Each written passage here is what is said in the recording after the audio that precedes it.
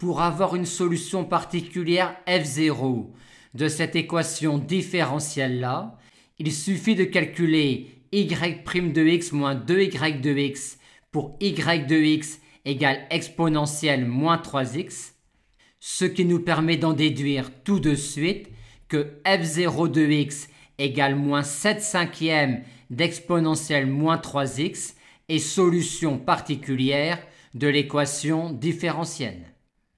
Maintenant, si on met 3 exponentielle 2x comme second membre, on pourrait penser procéder comme précédemment, mais on a une mauvaise surprise vu que x donne exponentielle 2x et solution de l'équation différentielle sans second membre, vu que 2 est racine de l'équation caractéristique associée à cette équation différentielle.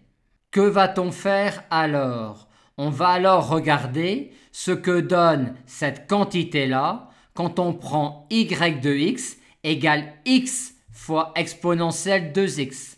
On trouve alors à l'arrivée exponentielle 2x, ce qui nous permet d'en déduire tout de suite que f0 de x égale 3x exponentielle 2x est solution particulière de cette équation différentielle. Maintenant, si on prend 5 cosinus 2x comme second membre, on se ramène aux situations précédentes en remarquant que cosinus 2x est la partie réelle d'exponentielle 2x. Dans un premier temps, on va rechercher une solution particulière qui nous donne exponentielle 2ix. Et pour cela, on va procéder comme précédemment.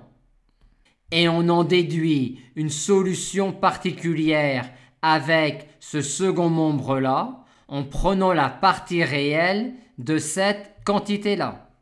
Et pour déterminer la partie réelle de cette quantité-là, on commence par écrire 1 sur i-1 sous forme algébrique et on remplace ensuite exponentielle 2ix par cos 2x plus i sinus 2x, ce qui nous donne comme partie réelle de cette quantité-là, cette fonction-là, qui est solution particulière quand le second membre est cosinus 2x.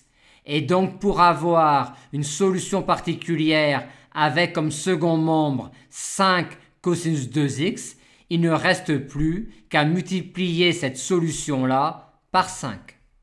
On procéderait de manière analogue avec comme second membre sinus 3x en remarquant que sinus 3x est la partie imaginaire d'exponentielle i3x. Et on procéderait également de même avec un second membre qui est exponentielle x fois cos 2x en remarquant que cette quantité-là est la partie réelle d'exponentielle 1 plus 2i fois x.